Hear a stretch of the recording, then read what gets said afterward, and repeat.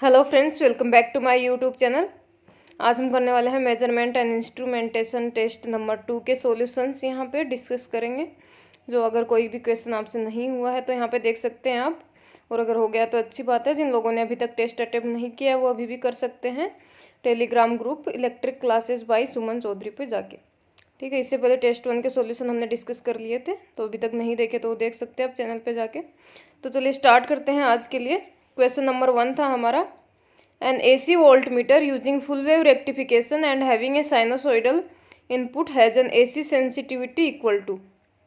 क्या है हमारे पास एक AC वोल्टमीटर है, क्या यूज करता है फुल वेव रेक्टिफिकेशन। क्या है इसका मतलब, फुल वेव रेक्टिफायर टाइप, जिसके अंदर क्या है साइनोसॉइडल इनपुट है। AC सेंसिटिविटी कितनी होगी उसकी, ऑप्शंस में क्या दे रखा है, कोई एक फ्रैक्शन दे रखा है in multiplication to DC sensitivity. तो अगर बात करें फुल वेव रेक्टिफिकेशन के अंदर, तो फुल वेव के अंदर जो है AC सेंसिटिविटी होती है 0.9 इंटू DC सेंसिटिविटी। तो ऑप्शन सी इसका करेक्ट आंसर हो जाएगा। और अगर यहाँ पे हाफ वेव रेक्टिफिकेशन की बात करें, तो अगर ये हाफ वेव होता तो हाफ वेव में ये क्या हो जाएगा 0.5 टाइम्स DC सेंसिटिविटी। ठीक है, फुल वेव के अंदर क्या होगा 0.9 और हाफ वेव में 0.5 टाइम्स। तो दोनों क्वेश्चन यहाँ पे इंपॉर्टेंट है। नेक्स्ट क्वेश्चन देखते हैं। Spring controlled moving iron voltmeter draws a current of 1 milliampere for full scale value of 100 volt. If he draws a current of 0.5 milliampere the meter reading is. क्या है हमारे पास एक moving iron voltmeter है। Moving iron voltmeter या moving iron instruments जो होते हैं उनके अंदर पता है आपको स्क्वायर लॉ स्केल जो होती है किसको फॉलो करती है, स्क्वायर लॉ को फॉलो करती है। तो इसका मतलब क्या है, डिफ्लेक्शन जो होता है आपका, अगर इसको अल्फा मान लें या कुछ भी मान सकते हैं, थीटा मान लीजिए, तो हमारा जो डिफ्लेक्शन है वो किसके प्रोपोर्शनल में होता है, करंट के स्क्वायर लॉ को फॉलो करता है। तो आपको क्या दे रखा है, फुल स्केल वैल्यू के ऊपर कितना करंट ड्रॉ कर रहा है 1 मिली एम्पियर, और फुल स्केल डिफ्लेक्शन क्या है आपका 100 वोल्ट। और उसके बाद अगर ये 0.5 मिली एम्पियर करंट ड्रॉ करेगा तो कितना डिफ्लेक्शन आएगा मीटर के अंदर। तो यहाँ पे क्या हो जाएगा आपका θ2 upon θ1 equal to I2 upon I1 का स्क्वायर। ठीक है, क्योंकि स्क्वायर लॉ फॉलो करेगी हमारी स्केल। तो यहाँ पे क्या आ जाएगा आपका θ1 करके आ जाएगा, जो भी आएगा θ2। I2 क्या है, करंट कितनी ड्रॉ करी है 0.5। ठीक है, और I1 में कितना ड्रॉ कर रहा था 1 मिली एम्पियर। तो मिली से तो मिली कैंसिल हो जाएगा, स्क्वायर कर दीजिए। तो यहाँ पे क्या आएगा 0.25। ठीक है, अब आपका θ1 पता है आपको कितना है, तो यहाँ से θ2 आ जाएगा। θ2 क्या आएगा आपका, θ2 हो जाएगा 0.25 इंटू θ1 कितना दे रखा है आपका डिफ्लेक्शन 100 वोल्ट दे रखा है फुल स्केल, तो 25 वोल्ट आपकी वैल्यू आ जाएगी। ऑप्शन ए जो है करेक्ट आंसर हो जाएगा। इस तरह से सोल्व कर सकते हैं, काफ़ी इजी क्वेश्चन है। नेक्स्ट क्वेश्चन देखते हैं। Vibration galvanometers, tunable amplifier and headphones are used in. ये जो भी टर्म्स हैं इनके बारे में हमने MCQ सीरीज जो करी थी मेजरमेंट के 100 नंबर ऑफ क्वेश्चंस, उसके अंदर सारी टर्म्स हमने डिस्कस कर ली थी कि कौन सी किस लिए यूज़ में ली जाती है, कितनी फ्रीक्वेंसी लेवल पे क्या यूज़ में लिया जाता है। तो आपको पता होना चाहिए वाइब्रेशन गैल्वेनोमीटर, ट्यूनेबल एम्पलीफायर और हेडफोन्स जो है AC ब्रिजेज में यूज़ में लेते हैं, क्योंकि ये फ्रीक्वेंसी वाइज इनका डिवीजन किया हुआ रहता है। तो ऑप्शन बी करेक्ट आंसर हो जाएगा, AC ब्रिजेज। नेक्स्ट क्वेश्चन है, which one of the following materials is used in the fabrication of swamping resistance of a PMMC instrument. तो पहले तो आपको ये पता होना चाहिए स्वैम्प रेजिस्टेंस जो है वो क्यों यूज़ में लेते हैं। तो ये हम एमीटर के कोयल जो होती है उसके सीरीज में लगाते हैं ताकि टेम्परेचर के इफेक्ट को जो है मिनिमाइज किया जा सके। अब इसके फैब्रिकेशन में कौन सा मटेरियल यूज में लिया जाता है, तो ऑप्शन सी करेक्ट आंसर हो जाएगा, मैग्नीन।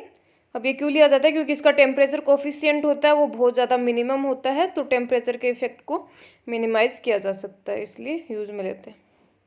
नेक्स्ट क्वेश्चन है, a D'Arsonval movement with internal resistance 100 ohm and full scale current of 1 milli ampere is to be converted into 0 to 10 volt range. What is the required resistance? Simply क्या पूछ रहे हैं आपको, एक मिली ammeter दे रखा है जिसका इंटरनल रेजिस्टेंस है 100 ohms, और फुल स्केल करंट क्या है 1 मिली एम्पियर, इसको हमको कन्वर्ट करना है वोल्ट मीटर में। तो मिली एमीटर को वोल्ट मीटर में कन्वर्ट करने के लिए हम क्या करते हैं, एक रेजिस्टेंस लगा देते हैं। जो रिक्वायर्ड रेजिस्टेंस है उसकी वैल्यू आपको निकालनी है। अब आपको पता होना चाहिए कि अगर आपको मिलीमीटर को वोल्ट मीटर में कन्वर्ट कर रहे हैं तो सीरीज रेजिस्टेंस लगाना है या शंट रेजिस्टेंस लगाना है।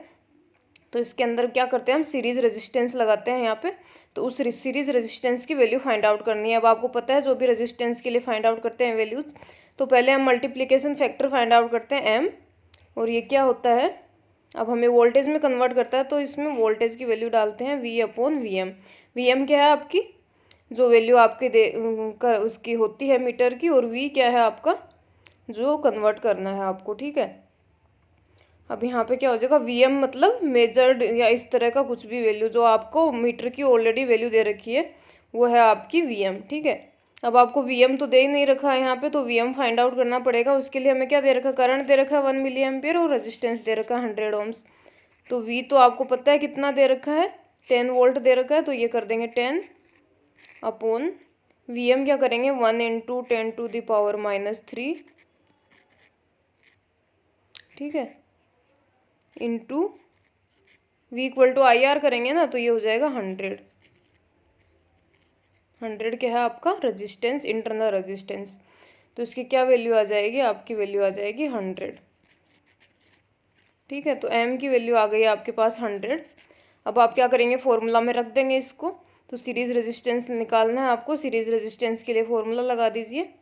तो ये क्या हो जाएगा, R S equal to M-1 into R M, ठीक है। अब m तो दे निकाल लिया आपने 100-1, और आर एम क्या दे रखा है आपको, इंटरनल रेजिस्टेंस ऑलरेडी दे रखा है 100। तो ये क्या हो जाएगा आपका 9900, ठीक है। तो ऑप्शन सी जो है करेक्ट आंसर हो जाएगा 9900 ओम्स। जो भी रेजिस्टेंस रिक्वायर्ड है उसकी वैल्यू आपको मिल गई है यहाँ पे। तो इजीली सोल्व कर सकते हैं इस क्वेश्चन को आप। इस तरह का एक क्वेश्चन ज़रूर पूछा जाएगा, या तो सीरीज के लिए या तो शंट रेजिस्टेंस के लिए अगर पूछा गया तो। नेक्स्ट क्वेश्चन देखते हैं, how can a milliammeter be used as a voltmeter. ये वही है जो पीछे किया है हमने। तो by connecting a high resistance in series with the instrument, ये भी काफ़ी इंपॉर्टेंट है और एग्जाम में पूछा जाता है। या तो वोल्ट मीटर को एमीटर में, या इस तरह से मिली एमीटर को वोल्ट मीटर में कैसे कन्वर्ट करना है, ये सारे क्वेश्चन हमने डिस्कस किए हुए हैं ऑलरेडी। नेक्स्ट क्वेश्चन है, at 0 to 100 volt voltmeter has an accuracy of 1% as full scale reading, what will be the error if it reads 50 volts. क्या दे रखा है, हमारे पास वोल्ट मीटर है 0 to 100 वोल्ट जिसकी एक्यूरेसी है 1% एट फुल स्केल रीडिंग पे, ठीक है। फुल स्केल रीडिंग या फुल स्केल डिफ्लेक्शन बोल सकते हैं आप उसको। तो पूछ रहे हैं कि अगर ये रीड कर रहा है 50 वोल्ट तो आपकी एरर क्या होगी। 50 वोल्ट पे आपका हाफ स्केल डिफ्लेक्शन मान सकते हैं। तो इसका आपको फॉर्मूला याद रखना है पहले। तो ये क्या हो जाएगा, फुल स्केल डिफ्लेक्शन FSD क्या है, ये फुल स्केल रीडिंग है इनटू जो भी आपकी एक्यूरेसी है, तो ये हो जाएगा परसेंटेज एक्यूरेसी। तो ये 1% क्या आ जाएगा आपका 0.01 अपॉन कितनी वैल्यू रीड करनी है, रीडेबल वैल्यू, ठीक है। तो ये कर सकते हैं फुल स्केल डिफ्लेक्शन और ये रीडिंग वैल्यू कर सकते हैं इंटू 100, ठीक है। और ये क्या है आपका एक्यूरेसी है, जो एक्यूरेसी है आपकी।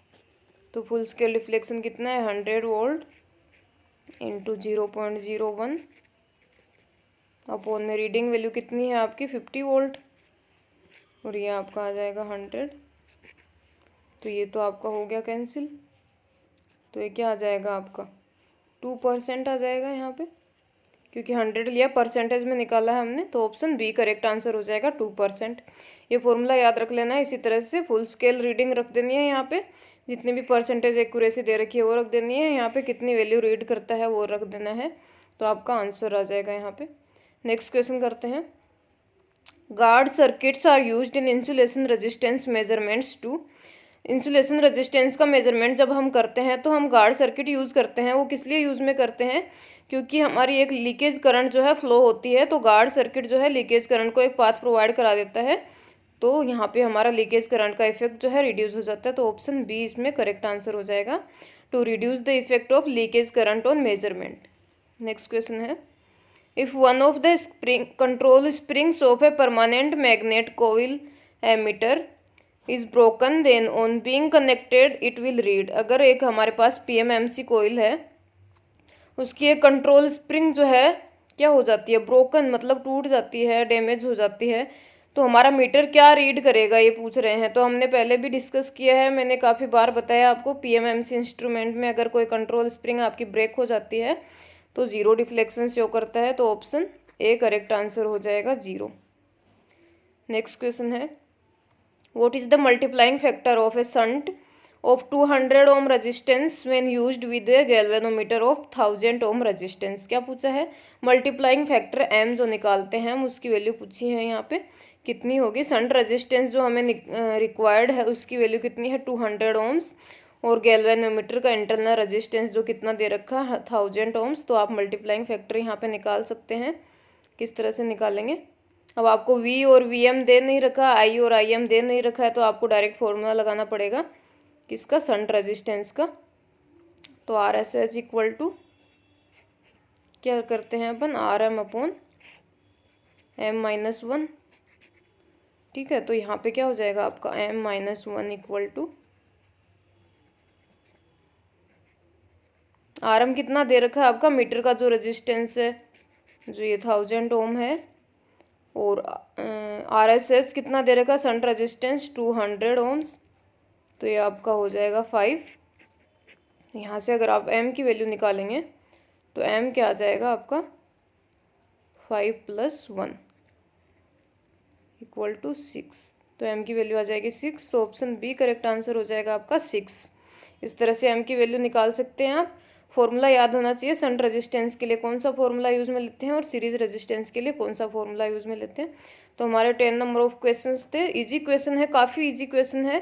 एक दो बच्चे ऐसे हैं जिनके 10 आउट ऑफ 10 मार्क्स मुझे दिख रहे हैं यहाँ पे, लेकिन जिनके नहीं है, बिलो 5 है, उनको ज़्यादा मेहनत करने की ज़रूरत है, क्योंकि ये तो बिल्कुल भी डिफ़िकल्ट नहीं है। इस तरह के क्वेश्चन तो पूछे ही जाते हैं बहुत बार एग्जाम्स में, और ईजीएस्ट क्वेश्चन डाले हैं मैंने यहाँ पे ताकि आपकी प्रैक्टिस होती रहे। तो अगर आपको कोई डाउट था तो यहाँ पे वीडियो देख सकते हैं आप। तो अगर आपको वीडियो यूज़फुल लगा हो तो लाइक कीजिए, शेयर कीजिए, चैनल को सब्सक्राइब कर लीजिए, और आने वाले वीडियोज़ के लिए बेल आइकन प्रेस कर लीजिए। अपनी प्रिपरेशन कंटिन्यू रखिए। आज के लिए इतना ही। Have a nice day.